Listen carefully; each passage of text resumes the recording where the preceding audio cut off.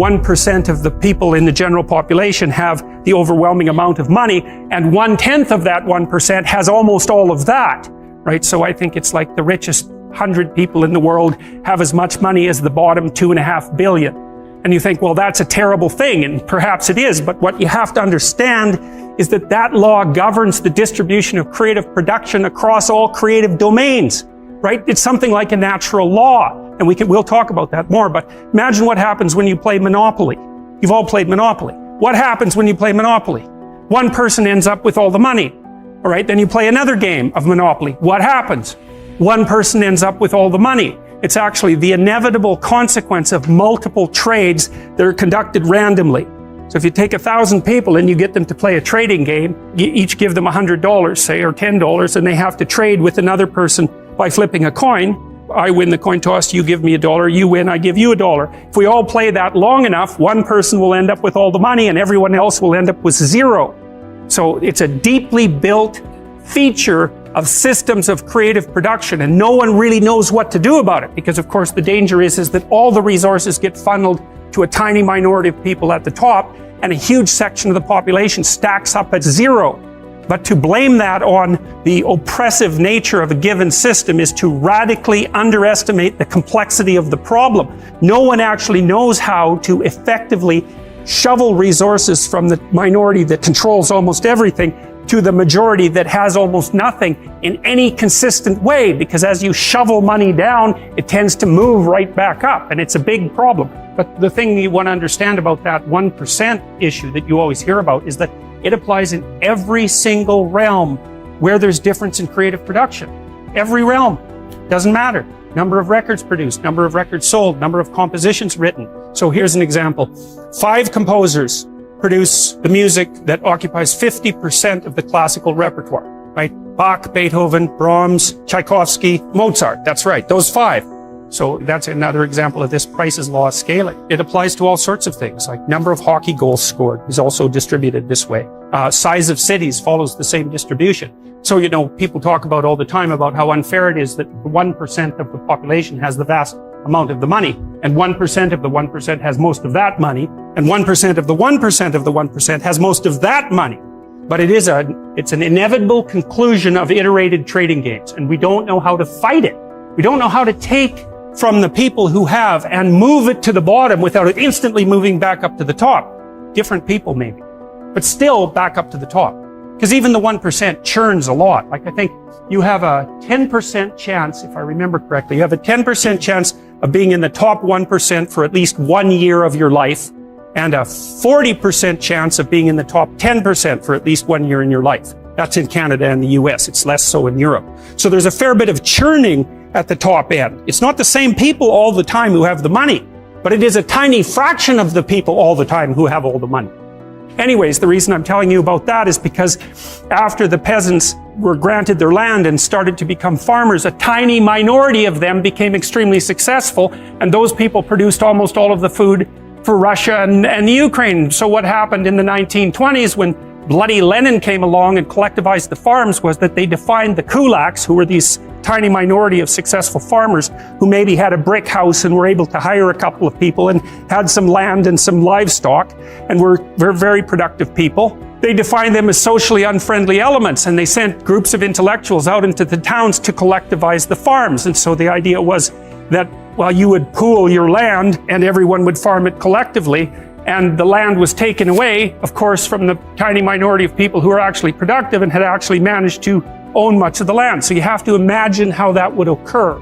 Okay, so it's in the 1920s, it's after World War I, Russia's in pretty bad shape, the villages are full of brutalized men who have post-traumatic stress disorder, and lots of people who are not doing well at all, and the bloody intellectuals come into the town and they say, you know those successful farmers up the street that you've always been pretty jealous about in your useless manner? Well, they're actually pigs and demons who are stealing from you, so why don't you come out, we'll form a nice little mob and we'll take everything they've got.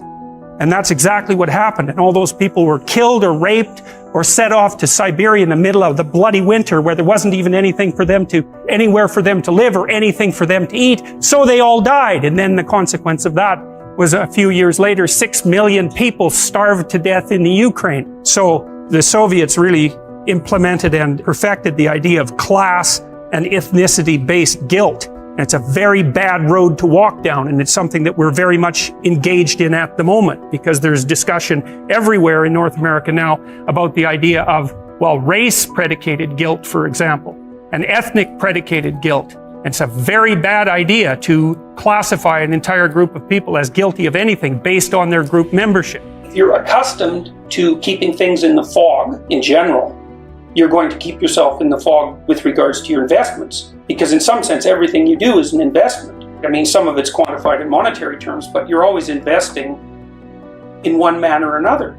And so I think if your character has been disrupted by your persistent attempts to deceive yourself about the nature of reality, you're going to be a financial train wreck. And I mean, I've certainly seen that in my clinical practice. I've seen people burn through amounts of money that you wouldn't think someone could burn through in that short a period of time because of self-deceptive blindness. If you have a high IQ and you're conscientious, which is another trait, then you're more likely to be financially successful, say, by the time you're in middle age. And so that looks like two temperamental traits whose presence enables you to beat randomness over time.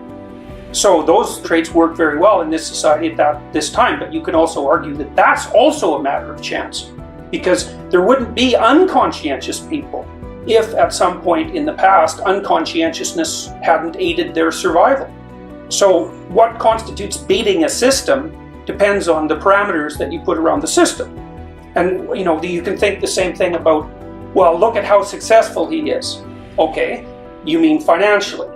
All right, so then, well, how's his health? How's his marriage? How are his relationships with his children? What price did he pay for his wealth? Like as you add dimensions of evaluation, whether that particular person won or lost might not be so self-evident. One idea that's very common in our culture is that poverty is caused by lack of money, and that's a really stupid idea, because money is very difficult to handle. I had clients who were addicts, and the worst possible thing that could happen to them was that they got some money. They're just done. First of all, they were hanging around with people who were a little on the sociopathic side, and so especially if they weren't that bright and couldn't defend themselves very well, as soon as they got money, well, it was off to the bar with all the friends. And one guy I remember in particular, every time he got his disability check, he was gone for 5 days. You usually found him in a ditch, because he'd just go to the bar, spend every cent he had on alcohol, and wake up in a ditch, 3/4 dead, eventually completely. And then he was ashamed and horrified and repentant, and he'd straighten himself out again, and then that was all well and good until, as long as he was broke, until the next check showed up, and then bang, the same thing. So, it's not like money is necessarily a good for everyone. It's hard to manage money.